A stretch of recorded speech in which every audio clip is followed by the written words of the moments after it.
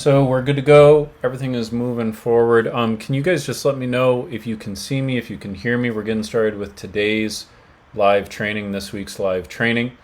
Really excited to be having you guys with us. If you've been struggling with anxiety for a long period of time, especially if it's been 20 years or more, then you're definitely going to want to make sure that you pay very close attention to this session, because if you're trying to reduce, manage, or ideally overcome the anxiety, this is probably going to be one of the most valuable sessions that you ever listen to, all right?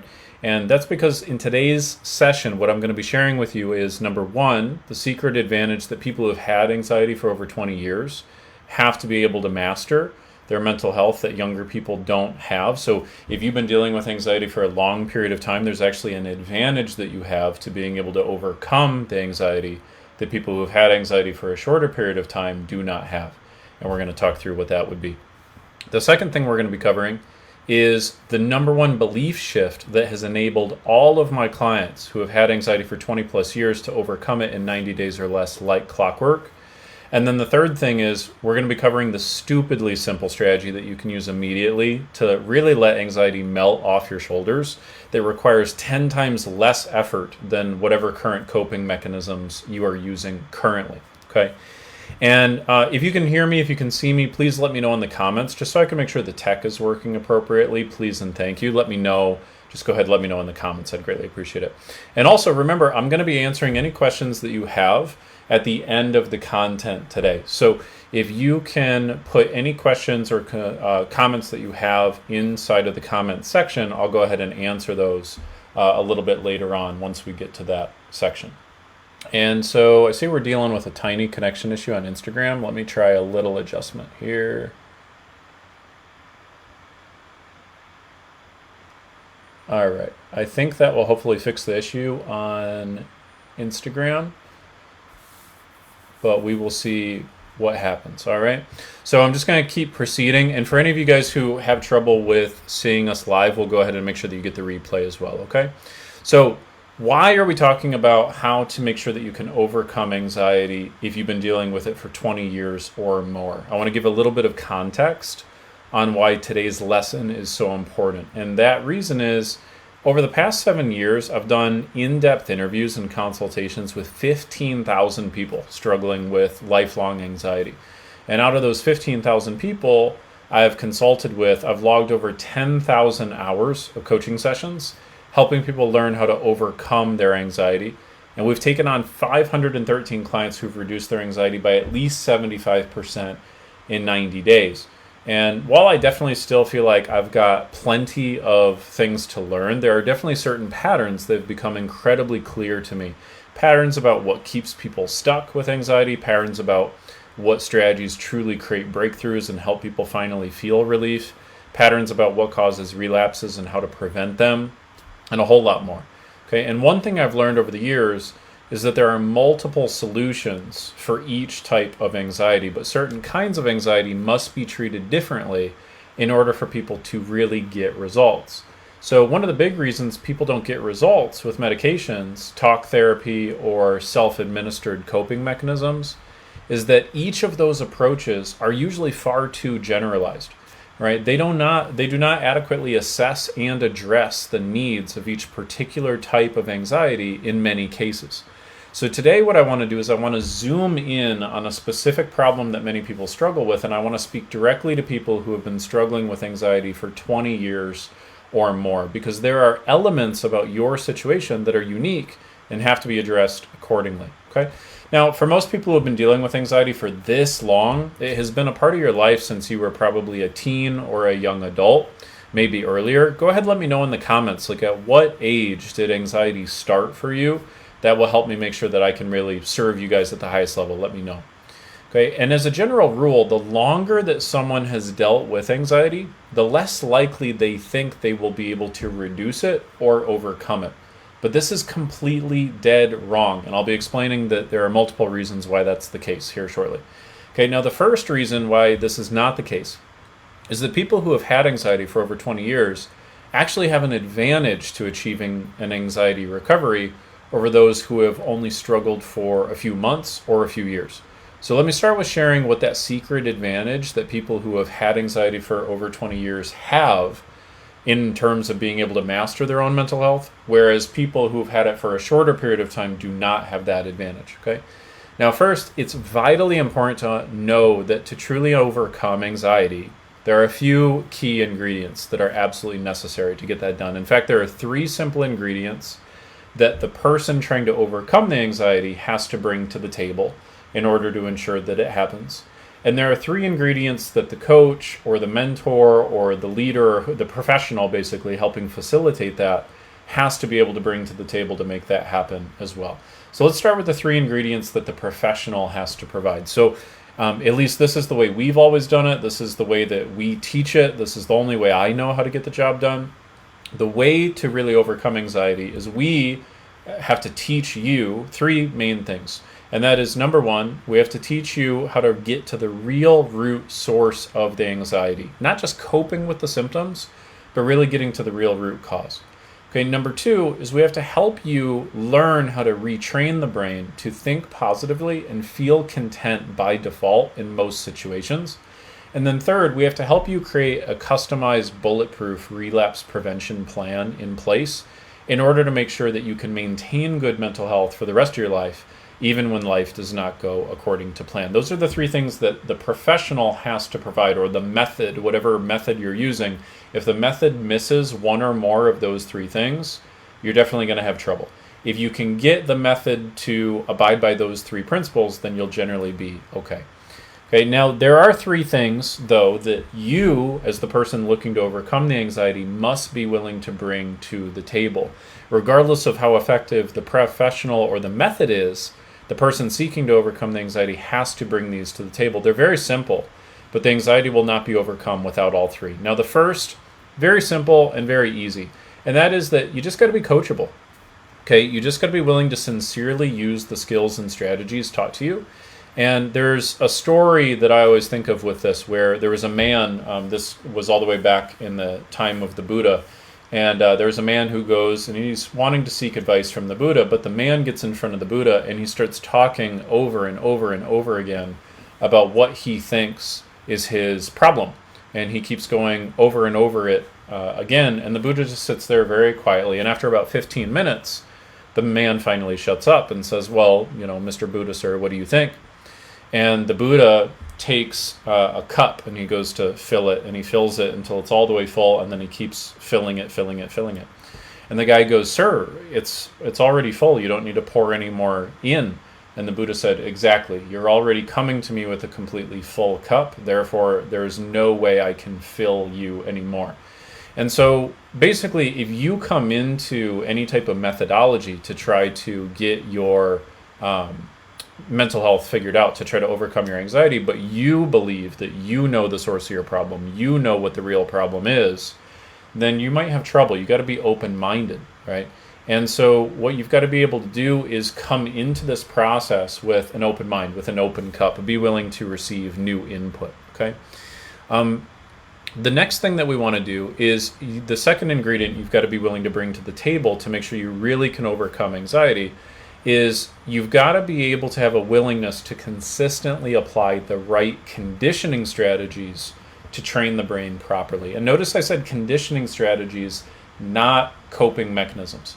A lot of people have the willingness to implement strategies, and then they faithfully do them, but the strategy just isn't very effective, and that's usually because it's just a coping mechanism, so they don't really get any lasting relief. And if you don't make the switch from coping mechanisms to conditioning mechanisms, you're never really going to get the relief that you're after. Never, right? And in our experience, all a client needs to be willing to do is implement about 5 hours a week of self-guided practice with what we teach them over a 90-day period, and the rest comes together really, really naturally. Okay, but the third ingredient is the real one I want to drill in on for a second. Okay, the third ingredient is probably the most important, and that's why I even brought this up to begin with in the same place. Okay, the third and final ingredient is often one that people who have struggled with anxiety for longer periods have, and those who are just starting out with anxiety do not have. Okay, and that third and final ingredient necessary to truly overcome anxiety, which is the secret advantage for people who've been struggling for over 20 years is the unwillingness to tolerate anxiety any longer. Another way of saying this is that for many people who have been struggling a long time, the pain of the anxiety has been so severe for so long that getting the anxiety under control is no longer a should. Okay, it is no longer a preference. It is no longer a luxury. It's no longer that would be nice to have. It's a absolute must to have. Okay, and people who are unwilling to stay comfortable with being uncomfortable any longer have a big advantage. And I'm here to tell you that in my 7 years of experience speaking with over 15,000 people dealing with these issues, the people who decide that enough is enough are the only ones who ever get their anxiety under control, ever. If someone just resigns themselves to their fate and says, well, what can I do? This is as good as it's going to get, they will never get their anxiety under control. In fact, I have found that this is a universal truth in human beings, not just related to anxiety. We do not get what we want in life. We get what we tolerate. Okay, and if you can hear me, go ahead and put that in the comments. We get what we tolerate. Okay, we don't get what we want. We get what we tolerate. That's the big thing that you want to keep in mind. Now, what does that mean? Well, until the pain of not changing becomes greater than the pain of changing, we will not do what is necessary to change. The biggest thing that is holding people back from overcoming their anxiety is that overcoming their anxiety is a should, not a must. And I hear people say things all the time like, you know, Ty, I really do want to get a handle on my mental health, but I've just got too much going on right now. And someone who says that is really saying, I would prefer to have my anxiety overcome, but it is not an absolute must right now. Other things are a must for me at this moment, okay? But once someone brings these three ingredients to the table, they succeed every single time. Being coachable, willing to practice, and making it a must. Being coachable, being willing to implement and practice, making it an absolute must. Those three things ensure success every single time. Okay, not once have I had a client who has failed in overcoming their anxiety so long as they do those three simple things. Now, this point about changing what you tolerate is so critical to understand if you truly want to overcome the anxiety that I want to make sure that you don't misunderstand or miss this. So I really want to explain it in a detailed way and make sure that I can explain it a little bit differently, okay? Can you remember a time, here's what I want you to do. I want you to literally think for a second. Can you remember a time in your life when you were really, really frustrated with something for a long time and you hesitated to really solve it? You hesitated to do much about it. In fact, maybe you even tried a couple things and then you thought, I guess this is just not really going to happen, and you kind of gave up. Okay, can you think of a time like that where it was really frustrating, you were really not content with how it was for a long period of time, and you kind of let it be that way for a while, right? For many people, this might have been you when you were in an unhealthy relationship, but you were scared to leave. For other people, it could have been that you were gaining weight and you really wanted to be more fit. Okay, it could have been a whole series of things, but think back to a time where you were really uncomfortable with something in your life, but you tolerated it for way longer than you wish that you did, okay? And then all of a sudden, there came a day, there came a moment, to be more specific, when that changed. There was probably something that tipped you over the edge where you said, that's it. Not another day, not another moment. This is changing now, right? And for many people, it could have been like when that partner you had been thinking of leaving said something particularly nasty to one of your children, or perhaps you went to go put your favorite jeans on and all of a sudden you couldn't button them anymore, right? There came a moment when you changed what you were willing to tolerate.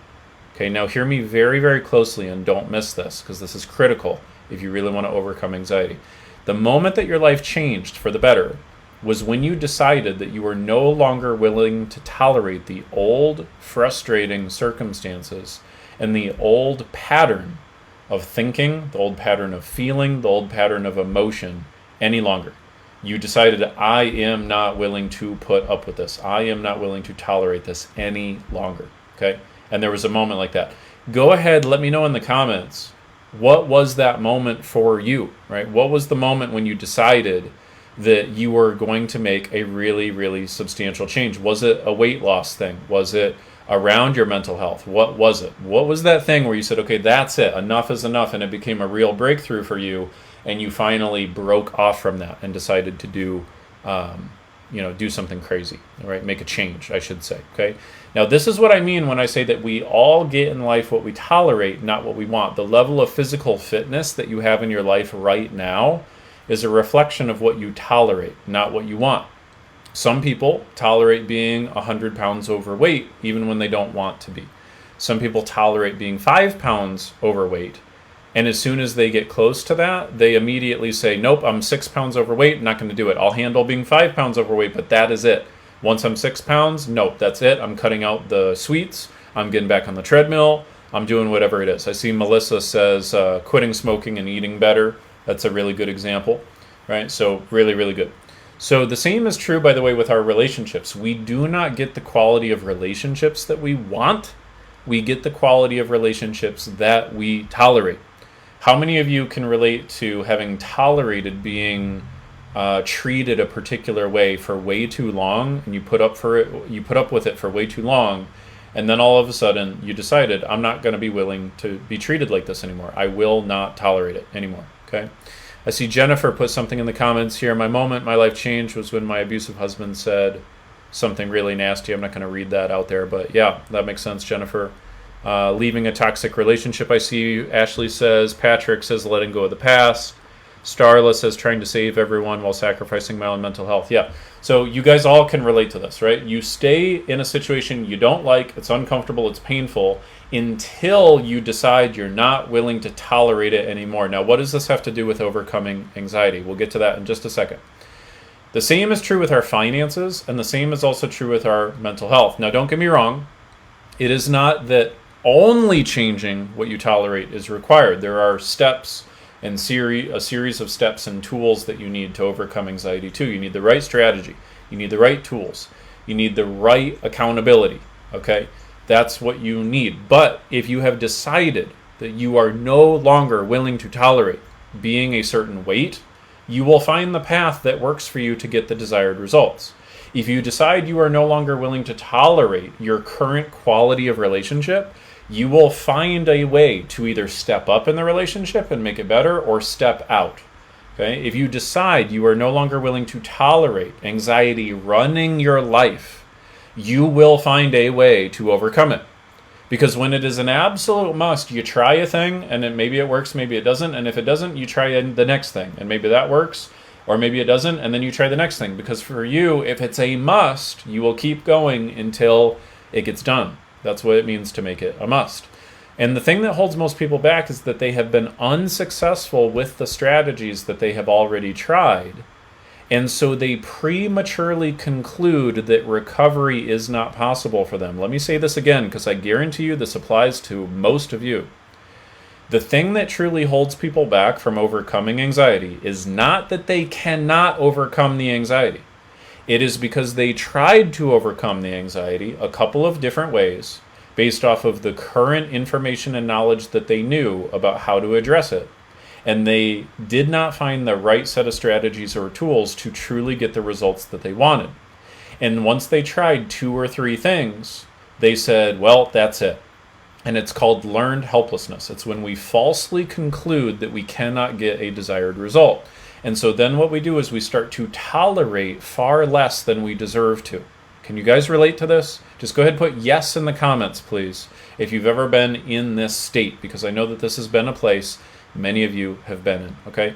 Now, if you decide that it's going to be a must, now the whole game changes. Now, most people who have only dealt with anxiety for a short time have not associated enough pain with the anxiety to make it an absolute must to overcome it.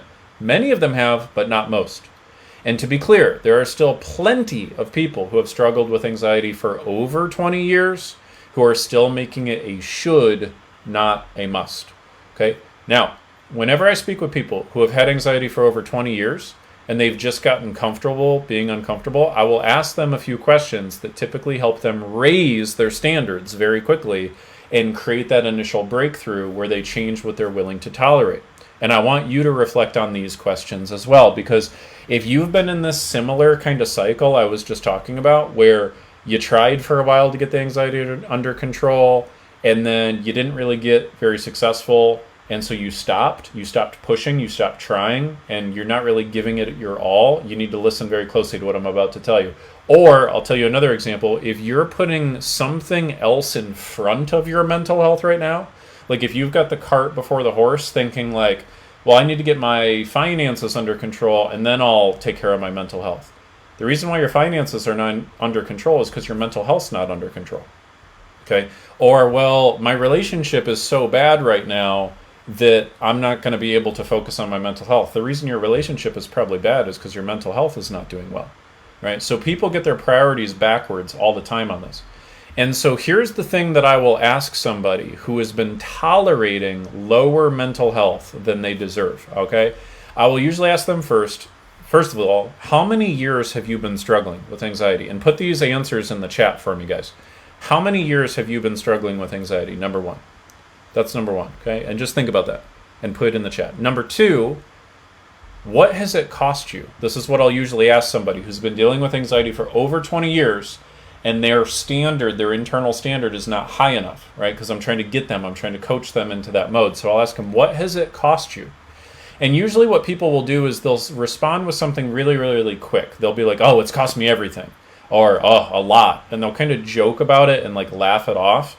And those are all like numbing responses, right? Where we basically kind of like minimize it. And that's not good, okay? You don't want to minimize this, and I'll show you why. So what I'll do is I'll dig deeper. And I'll say, okay, what specifically has it cost you? By you having anxiety as long as you've had it, what specifically has it cost you? Specifically. Has it affected your career? How much?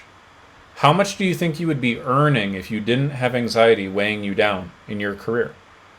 Right? What's the real dollar amount that you have lost out on because the anxiety has kept you limited in your career? For most people, it affects their career, right?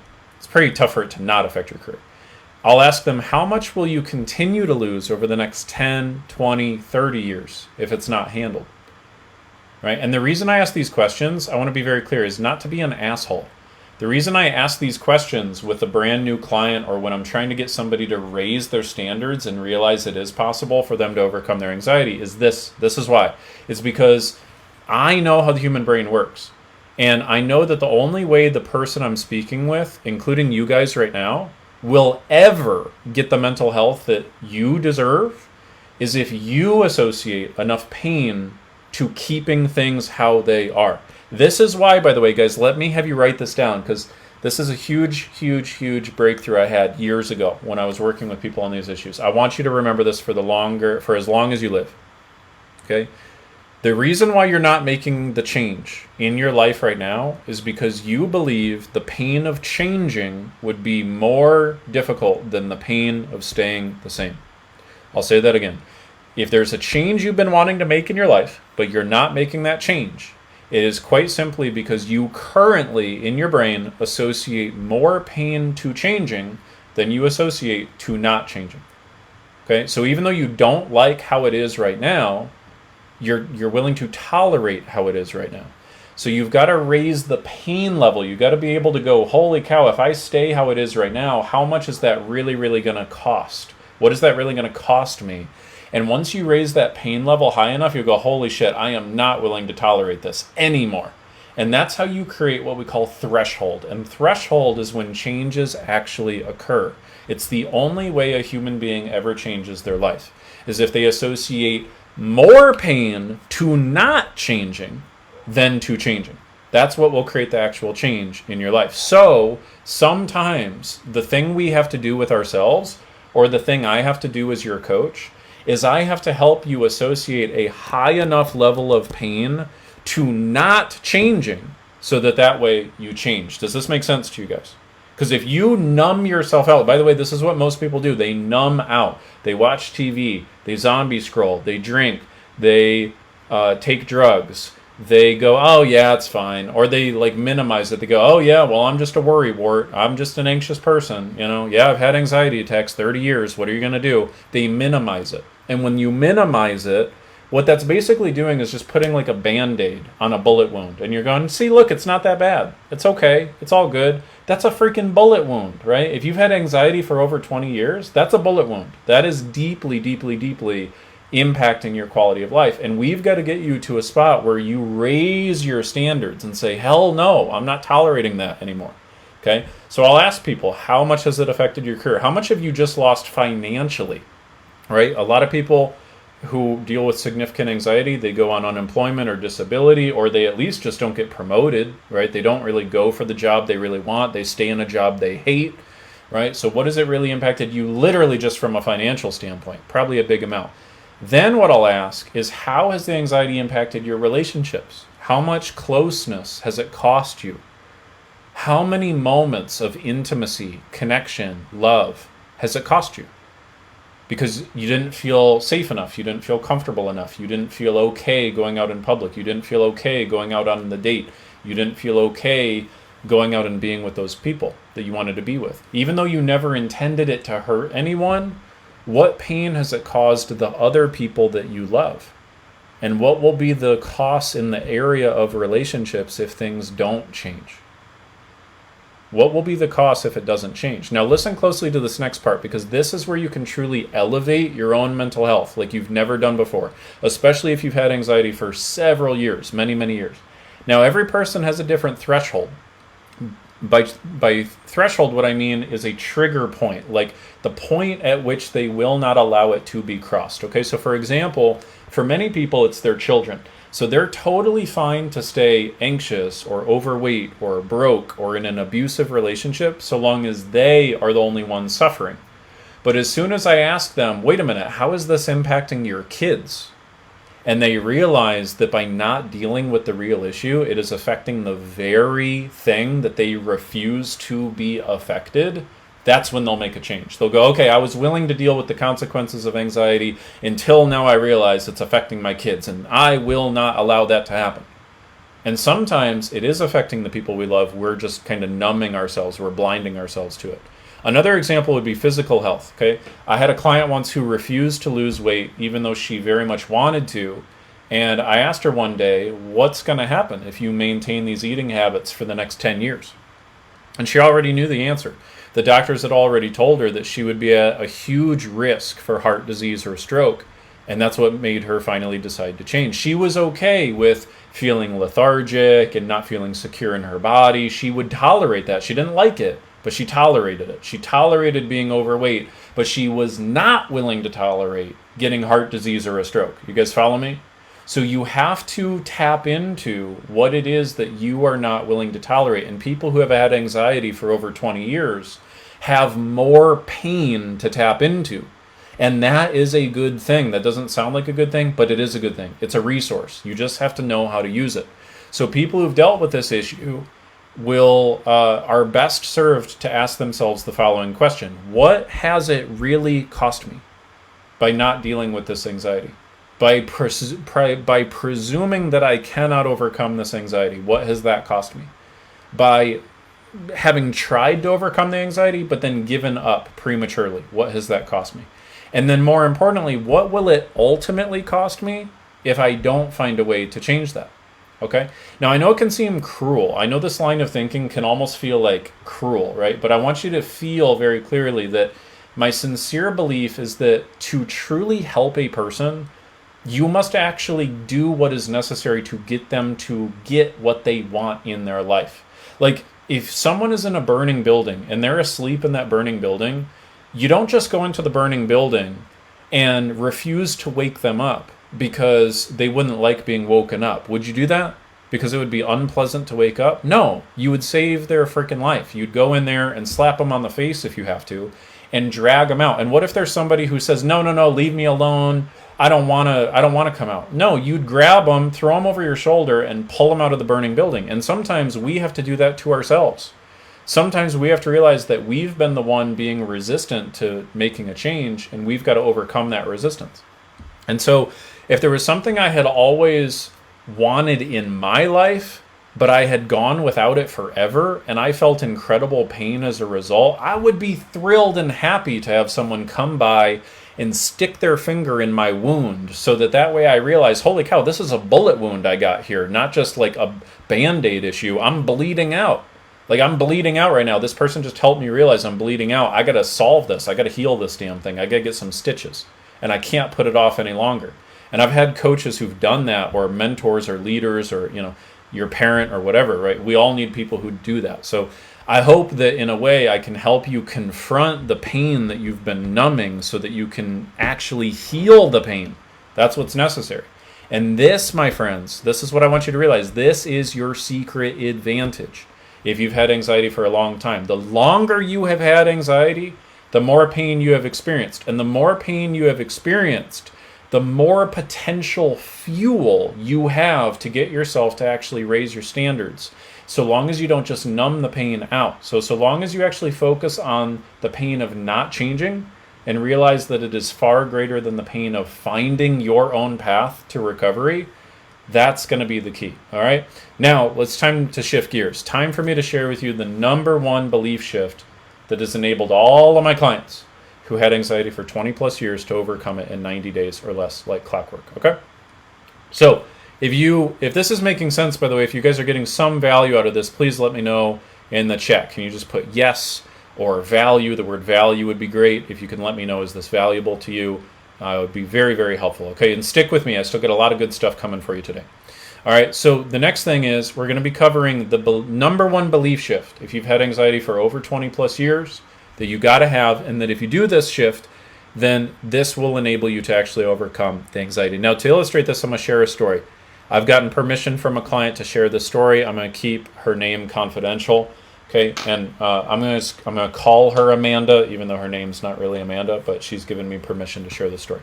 Okay, now Amanda was a client of mine a couple years ago, and so this is the thing was she was in her late 50s by the time she started working with me. She had been dealing with anxiety since she was 19 years old. And so she had been struggling for over 30 years, almost 40 years, right? Long time. Now, she had done the traditional stuff, right? 40 years ago would have been the 80s. So she went on medication. She did therapy. She did lots of therapy. She did lots of medication over the years. She read the self-help books. She tried a couple online classes. She did all the coping mechanisms. She tried breath work. She tried meditation. She tried yoga. She tried mindfulness. She tried DBT, CBT, EMDR. She tried all of those things over the course of 30 years. And so by the time she got to me, she was kind of like, understandably skeptical, right? It would be pretty understandable that she was skeptical that she could actually overcome the anxiety. And there was one big belief shift that we made that made everything possible. And this is what it was. So every single method that she had used, I realized that every single one of them had one thing in common. All right. And if any of those methods that I just listed off you've been using, chances are that you can relate to this. All of those methods tend to assume that anxiety is a part of who you are. Okay, now let me be very clear about what I mean. So I asked Amanda her story, and I asked her, okay, well, tell me a little bit about when the anxiety first came up for you. And by the way, I'm asking you the same question. So I want you to think about when was the first time it first came up to you. So I asked her, when did it first come up? And she said, well, around college time. I said, okay. And was it there all throughout college? She said, well, yeah, it started showing up in my first semester right before finals. And I was like, well, okay, well, that makes a lot of sense. You'd be getting ready for your final exams. Of course, you'd be feeling a little stressed, a little anxious. And I was like, tell me a little bit more about what happened. She said, well, I was feeling a little stressed. I was feeling nervous. I was feeling anxious. My parents had a lot of high expectations on me to perform really well. And, I started feeling nervous and anxious. And then my roommate said, oh, maybe you have anxiety. Maybe you should go talk to a therapist. And Amanda, my client, never really had thought of anxiety being an issue for her. She never really had it before. It never really had been a big part of her life. But she thought, okay, well, I definitely want to feel better, so maybe I'll go see a therapist. And she did exactly what most people do when they're in an anxious state, which is they want to find some type of a label. They want to find some type of an explanation. Can you guys relate to this impulse? This is why you guys Google all the time, or go on WebMD, or go on social media and search, or these days ask ChatGPT, right? Like, you're trying to get an answer, you're trying to get clarity, you're trying to get certainty, right? You're trying to chase that certainty down, and that's what Amanda was doing. And she had good intentions, because you think that if you can just get certain about what the source of the issue is, then it'll somehow make it better. But here's where the problem came in. She went and saw a therapist. Now, the therapist is a good person. The therapist is doing what the therapist is trained to do. I'm not anti-therapist. I've got a lot of friends and colleagues who are therapists. But here's what the therapist does. The therapist asks her 3 or 4 questions. How are you feeling? What are you thinking? What's going on? Like, literally just those 2 or 3 questions. And then they say, oh, you have panic disorder. Not just panic disorder, but major panic disorder was what they termed it back then. And my client, Amanda, goes, oh my goodness, major panic disorder. What in the world is that? And so, the therapist is doing what the therapist is trained to do, which is they're trained to look for symptoms and match that up with diagnostic criteria, okay, in the psychological handbook, basically, the DSM. And so the therapist says, yeah, you've got panic disorder. And what that will probably mean is you're going to start experiencing panic attacks and such and such and such, right? You're going to feel nervous. You're going to feel maybe an inability to function in certain areas. And then that's what happened, right? So they told her you got panic disorder. And so here's the thing I want you to listen closely to. I asked my client what happened after that. And here's what she told me. She said, well, initially after I got the diagnosis, I felt a little bit better. And I was like, yeah, that's how most people feel. But then what happened after that? Like, what happened going into finals and then the next semester after finals were done? And what she said was that it got worse. Ever since she got the diagnosis, the anxiety got worse. And she had not had a panic attack prior to that diagnosis. But ever since the diagnosis was given, then she started having panic attacks. And so I asked her a really important question. I said, well, I tell you what if you would have gone into the doctor's office, the therapist's office, and you told him how you were feeling, and what if the therapist would have said to you, well, of course you're feeling anxious. It's your very first college semester. This is the first time you've ever done college exams. Your parents have put a lot of expectations on you. Of course you'd be feeling a little nervous, a little stressed, a little anxious. Don't worry, everybody feels like this. Just get through the finals. You'll be just fine. You'll feel a whole lot better here shortly. What do you think would have happened? And I told my client too, I was like, don't give me the answer you think I want. Like, tell me what is the truth. If you would have been told that back then, what do you think would have really happened? And same question for you. And she said, she thought about it for a second. She really replayed the last 40 years of her life. And she realized that 40 years ago, she made an assumption, and it was based off of what this therapist told her. And she basically walked out of that therapist's office forever looking at herself differently. She now believed that anxiety was something that was a part of her. Okay, and this is where it gets really nuanced and really important. So I want you to hear me very clearly. So the very first thing we teach our clients is this, that you don't have anxiety, you activate anxiety. Okay, let me be very clear what I mean. I'm not saying anxiety does not exist, so don't jump down my throat and be like, Ty, you're invalidating my anxiety. No, I know you're feeling anxiety. I'm not saying anxiety doesn't exist, but listen very clearly. Here's what I mean.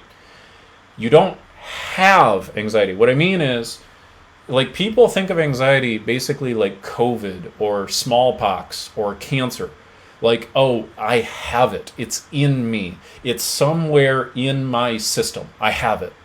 And by using that language, I have it, I have it, I have it, my anxiety, my anxiety, my anxiety, I have it. What they do is they personify the anxiety. They shift how they define themselves. They now define themselves as a person who has anxiety as opposed to a person who has a temporary, conditioned pattern of anxiety.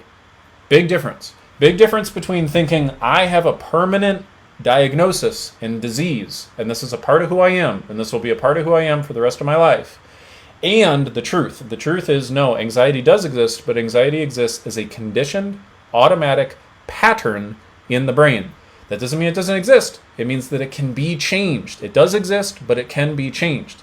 But the problem is we assume it can't be changed. We assume it is a part of who we are.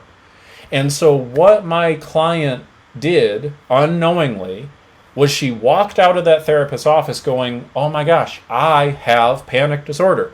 And by the way, what does that start to do? What that started to do is it caused her to start to imagine the future exactly like the therapist told her it was going to go. The therapist put a vision in her head of what was going to happen. The therapist basically told her, you're probably going to start having panic attacks. You're probably going to have difficulty with functioning. You're probably going to find for the rest of your life that X, Y, and Z are problems for you. You're going to need to be on medication for the indefinite future. And so, as you guys know, anxiety only exists when we imagine the future going badly. That's what happens whenever you feel anxiety, isn't it?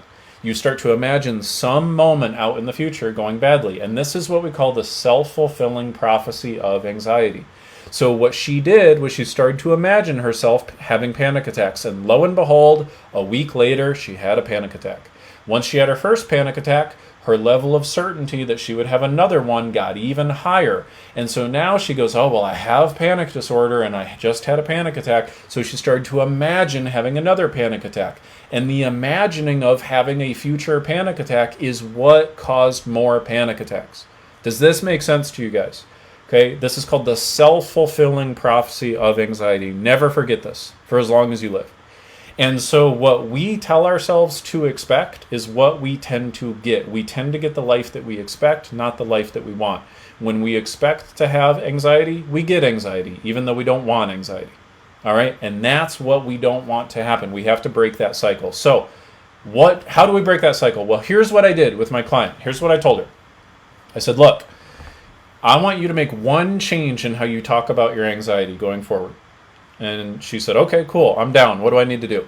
And I said, you're no longer going to say my anxiety. Because when you say my anxiety, you basically make your anxiety synonymous with your identity.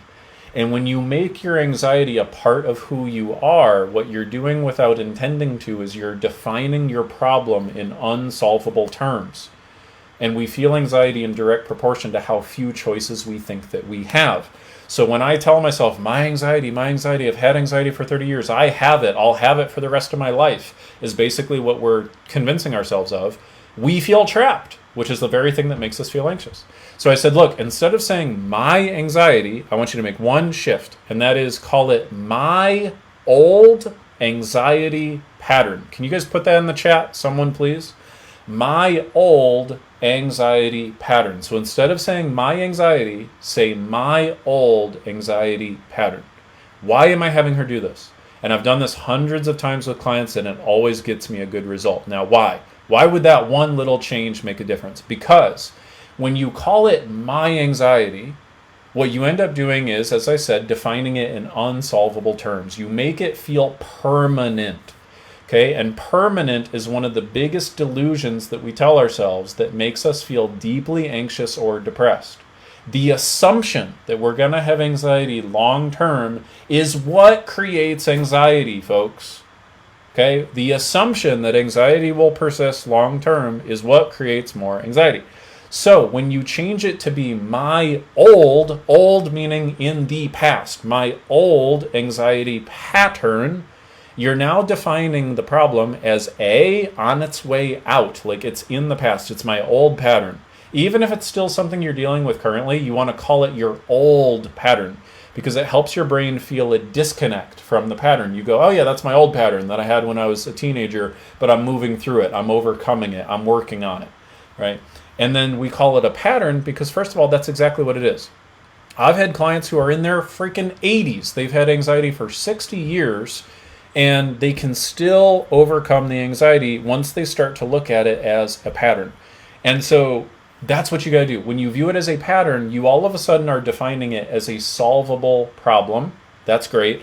And you're defining it as something that's outside of you. There's you, and then, oh, here's the anxiety pattern right here. Not my anxiety. You see the difference between that? It's a big difference. It's kind of like when you make a mistake and you go, oh, that was a mistake. That was a mistake. You externalize it versus saying, I am a failure. See the difference? When you call yourself a failure, you're defining your problem, first of all, in very generalized terms, so it becomes a much more extreme emotion, and you're defining it in unsolvable terms, so you feel very stuck. So what you want to do is separate the who from the what. So you want to go, no, it's the old anxiety pattern. And that is the one belief shift that if you do that one belief shift, anxiety will start melting off your shoulders hugely. All right? It will hugely, or excuse me, I'm sorry. That's the one belief shift that's enabled all my clients to overcome anxiety, especially if they've had it for over 20 plus years. Now, you might have a tough time believing that that one little change makes a big difference. And I want to be very clear. That's one part of a bigger equation of what's necessary to overcome anxiety. Just making that one change in your language is not sufficient to totally overcome the anxiety. But that one change is what will start the anxiety recovery if you stick with it. Okay? Now, final piece of content I have for you guys. And then we'll do Q&A if you guys have questions. So now would be a good time to put questions. I saw a couple go into the chat. I see Deb is saying really. I'm not sure what you're saying really in response to, Deb. So if you're talking about the thing I just said, yes. If you make that one change in your language and stick with it, that's the important thing, and you stick with it, that will absolutely, I guarantee you, reduce your anxiety. And it will start the belief process that you actually can overcome it. And that's a key ingredient. Okay. Next. Third and final piece of content for you guys, I'm going to be sharing with you the simple strategy you can use immediately to let anxiety melt off your shoulders that requires 10 times less effort than your current coping mechanisms. And I'm just realizing now as I say that what I just said was exactly what I just taught. So that is the thing that causes the anxiety to melt off your shoulders, is that one little language change. So sorry, I got mixed up in my content there a little bit. But anyway, that is the process that helps our people overcome it, and that is the thing that will cause the anxiety to diminish and get you started. All right. So if you've had anxiety for over 20 plus years, I want to invite you to ask yourself, what has this cost me? What will this continue to cost me? Am I willing to tolerate this anymore? And if you feel like this is a real, like, now's the time, like, let's get this done, let's absolutely rip this Band-Aid off and, like, deal with this and really heal this from the ground up, I would be blessed and privileged to help you do that in whatever way I possibly can. So as of right now, it's the first week of June. We have only a couple client openings left for the month of June. If any of you guys would like to consider, be considered for one of those client openings, go ahead and just type in the comments the word apply, and a member of my team will go ahead and reach out to you. We'll send you a quick message on whatever platform you're joining us with, and we'll ask you just a couple quick questions, make sure it's a good fit for you. We'll set up a very quick call just to make sure that our solution is absolutely the right thing for you. When we do take you on as a client, we guarantee in writing that we will work with you until you feel satisfied that your anxiety is reduced by at least 75%, and we usually get that done in 90 days. But if it's not done in 90 days, I will continue to work with you one-on-one until it is done. So with our process, you're guaranteed to get this thing handled. You just have to bring those ingredients to the table of saying, I am absolutely done with this, and I'm willing to do what is required to get it done. If you do that, I will show you the way and we'll make it happen. If you're joining on our podcast, you can go ahead and go to mentalhealthcoaching.com and apply there. Okay. Now, Q&A, let's go through questions. I saw a couple questions here. First one, Jennifer says, how young can anxiety start in a person? Great question.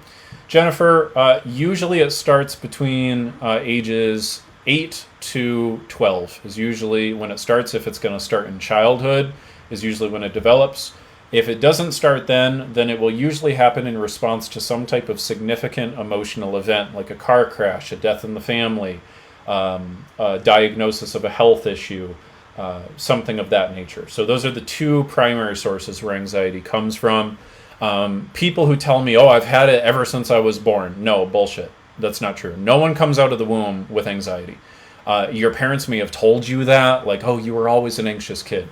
That's them reinforcing a pattern in you you didn't come out of the womb anxious. They created a pattern that then you reinforced and you felt that you had to live inside of. That was like a mental role that maybe you felt like you had to live in alignment with. So even if anxiety is all you ever remember, it's not something you're born with, right? And I'm not saying there's no genetic factor, but I've just found the genetic thing is far, far, far not even close to the most important thing.